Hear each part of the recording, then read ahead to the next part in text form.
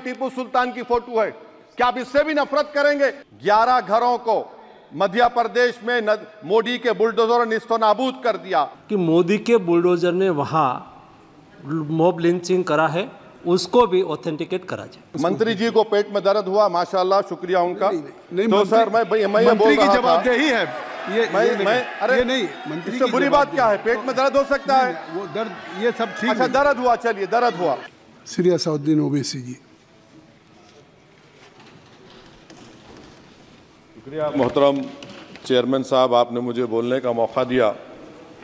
मैं शुरुआत में बताना चाह रहा हूं कि मैं हुकूमत की तरफ से लाए गए इस रेजोल्यूशन की मुखालिफत में बोल रहा हूं और मैंने अमेंडमेंट्स भी दिए हैं प्रेजेंट एड्रेस के लिए। और चेयरमैन साहब, आप उर्दू को जानते हैं, किसी एक शायर ने शायद बरसर इख्तिदार जमात के लिए ये शेर कहा होगा कि उसूल बेचकर मसनद ख़रीदने वालों, निगाह अहले वफ़ा में बहुत हक़ीर हो तुम, वतन का पास तुम्हें था न होगा कभी, कि अपने हिर्स के बंदे हो, बेज़मीर हो तुम, इज़्ज़त नफ्स किसी शख्स की महफूज नहीं, अब तो अपने ही निगहबानों से डर लगता है, डंके की चोट पे जालिम को बुरा कहता हूँ, मुझे सूली से न जिंदानों से डर लगता है।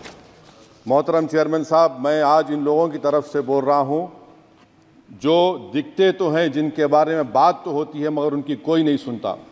मैं उनके बारे में बोल रहा हूँ जिनके बारे में वज़ीर आज़म मोदी ने कहा था कि घुसपैठी है। मैं उन बेटियों और माओं के बारे में कह रहा हूं जिनके बारे में मोदी ने कहा कि ज़्यादा बच्चे पैदा करते। मैं उन मासूम नौजवानों के बारे में कह रहा हूं जिनको मॉब लिंचिंग के ज़रिए मारा जा रहा है। मैं उन बेज़ुबान माँ और बाप के बारे में बोल रहा हूं जिनकी औलाद आज इस हुकूमत के गलत क़ानून के चक्कर में जेलों में सड़ रहे हैं। सर, मैं दस्तूर जब इस ऐवान में बन रहा था, संविधान बन रहा था, तो उस वक्त अलहदा वोटर लिस्ट और इंतखाबी रिजर्वेशन की बात आई तो उस वक्त के हमारे फाउंडिंग फादर्स ने, हमारे बुजुर्गों ने, दोनों समुदाय के हिंदू और मुसलमानों ने फैसला किया कि हम इस पर राज़ी नहीं होंगे। बल्कि उन्होंने क्या कहा था हमारे फाउंडिंग फादर्स ने, उन्होंने मुखालिफत की थी अलहदा वोटर लिस्ट की और इंतखाबी रिजर्वेशन की। उन्होंने कहा था, I quote sir, it is the duty of majority community to ensure that minorities are elected in the representative numbers. BJP मुसलमानों की नफरत पर जीतती है और मुसलमानों के नाम निहाद मसीहा मुसलमानों के 90% ज़्यादा वोट हासिल करते हैं, मगर फिर भी इस ऐवान के दरवाजे नहीं खुलते मुसलमानों के लिए और सिर्फ 4% मुसलमान जीत कर आते हैं। सर, संविधान सिर्फ एक किताब नहीं है जिसे चूमा जाए, संविधान एक किताब नहीं है जिसे दिखाया जाए, संविधान एक सिंबल भी है, मगर संविधान एक हमारे बुजुर्गों के ख्वाबों की किताब है। हमारे जमहूरियत को हमारे बुजुर्गों ने इस तरह समझा, हमारे फाउंडिंग फादर्स ने इस तरह जमहूरियत को समझा कि इसमें हर समुदाय और मजहब और समाज के मानने वाले लोगों की राय को शामिल किया जाएगा इस मुल्क को चलाने के लिए। मगर इस ऐवान में सिर्फ 4% मुसलमान जीत कर आते हैं। मैं संविधान से जो मोहब्बत के दावे करते हैं उनसे कहूँगा कि कभी उठाकर पढ़ो कॉन्स्टिट्यूएंट असेंबली डिबेट्स में कि नेहरू ने, H.C. मुखर्जी ने, सरदार हुकुम सिंह ने माइनॉरिटीज़ के बारे में क्या कहा था। सर, वतन अजीज़ का मुस्तकबिल कैसा होगा जब बीजेपी मुझे गायब करना चाहती है और दीगर हिज़्ब इख्तिलाफ की पार्टियां के लिए मेरा वजूद सिर्फ वोट डालना और अपनी खबर में जाकर सो जाना है। इसीलिए आप देखते हैं कि समाजी इंसाफ है सर कि 4% मुसलमान जीत कर आते हैं। सर, इस ऐवान में ओबीसी समाज के एमपी अब अपर कास्ट के एमपी के बराबर हो चुके हैं। ओबीसी समाज के एमपी अब अपर कास्ट एमपी के बराबर हो चुके हैं और 14% मुसलमान सिर्फ 4% जीत कर आते हैं। CSDS का डेटा ये बताता है कि इस मुल्क में जो वोट बैंक है, जो एक मुश्त वोट डालता है, वो अपर कास्ट का है। मुसलमान का कभी ना वोट बैंक था ना कभी रहेगा। सर, 4 जून के बाद 6 मुसलमानों की मॉब लिंचिंग हुई। 11 घरों को मध्य प्रदेश में मोदी के बुलडोजर ने निस्तो नाबूद कर दिया। हिमाचल प्रदेश में एक मुसलमान की एक दुकान को लूट लिया गया और हिज़्ब इख्तिलाफ की पार्टियों की तरफ से सन्नाटा है। शायद अब वक्त आ चुका है कि लफ्ज़ मुसलमान का नाम लेना भी अब उस पर पाबंदी आयद कर दी जाएगी। सर, मैं ये बात बताना चाह रहा हूँ कि नरेंद्र मोदी को जो मैंडेट मिला है। एक मिनट, आप लोग बैठ जाएं।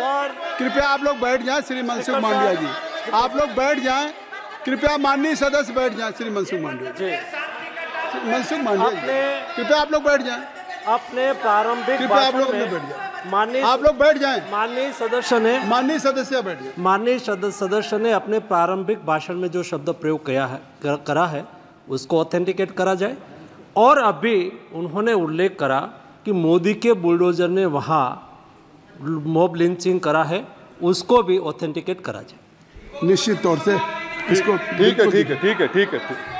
ठीक है। ओवैसी साहब, जब भी कोई बात नहीं सर, आप चेयर पर बैठे हैं जी, इसलिए आप मंत्री जी को पेट में दर्द हुआ, माशाल्लाह, शुक्रिया उनका। नहीं, तो सर मैं ये बोल रहा था, जवाबदेही है अरे ये नहीं, मंत्री इससे बुरी बात क्या है? पेट में दर्द हो सकता है, वो दर्द ये सब ठीक। अच्छा दर्द हुआ, चलिए दर्द हुआ, दिल का दर्द हुआ। तो सर, जो नरेंद्र मोदी को मैंडेट मिला है वो सिर्फ और सिर्फ मुसलमानों की नफरत पर हिंदुत्व की वजह से मिला है। I would like to say it is not Modi's in doc, but every single person voted him despite his anti Muslim voice. And I would like to tell the opposition parties, this is not a moral victory for you, this is a victory of majoritarianism. Everyone should contemplate and do introspection. Why is it that the OBCs and the upper caste are getting their due representation? Why are the Muslims not getting? Are we here only to vote for you and not to get elected? If that is the case, please tell us that we are only here to vote for you. Sir, आज भारत के आधे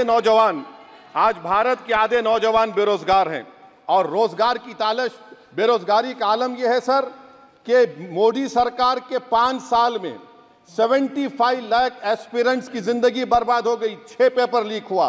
बेरोजगारी का आलम यह है sir कि Russia जा रहे हैं, वहां जाकर अपनी जानों को दे रहे हैं। बेरोजगारी का आलम यह है कि नरेंद्र मोदी रोजगार का कैंप चलाती है नौजवानों के लिए कि तुम इजराइल में जाकर काम करो, उनको कैनन फॉडर बना रही है ताकि फलस्तीनियों की जायदादों को हड़प कर सके। ये भी कंक्लूड कर। अरे सर, मेरा टाइम है। कहाँ टाइम है सर? आप ये टाइम ले लिए मेरा। सर मैं 2 मिनट दीजिए। ये विश्वगुरु की पॉलिसी है। इजराइल को 27 टन हथियार जा रहा है। 9 मिलियन भारत के लोग गल्फ में काम करते हैं, क्या असर पड़ेगा? 47,000 इजरायली फलस्तीनी मार चुके हैं। क्या है हमारी पॉलिसी सर? क्यों हथियार दे रहे हैं सर? नस्लकशी हो रही है। सदर जमहूरिया के खुतबे में राष्ट्रपति के सर, मैं उसी पे बोल रहा हूं सर, उसमें लिखा हुआ है फॉरेन पॉलिसी के ऊपर, आप पैराग्राफ नंबर 25 देख लीजिए। सदर जमहूरिया में सैचुरेशन अप्रोच है। क्यों नहीं मोदी सरकार माइनॉरिटीज को तीनों स्कॉलरशिप को डिमांड करती है सर? उसको आपने बजट कम कर दिया। सर बनारस का बुनकर 18 महीने से मंडी का शिकार है, सूरत और बेंगलुरु जा रहा है।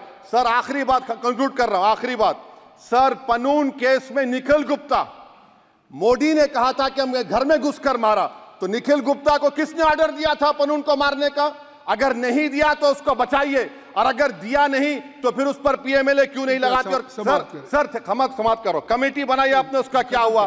सर हम एससीओ को नहीं जा रहे।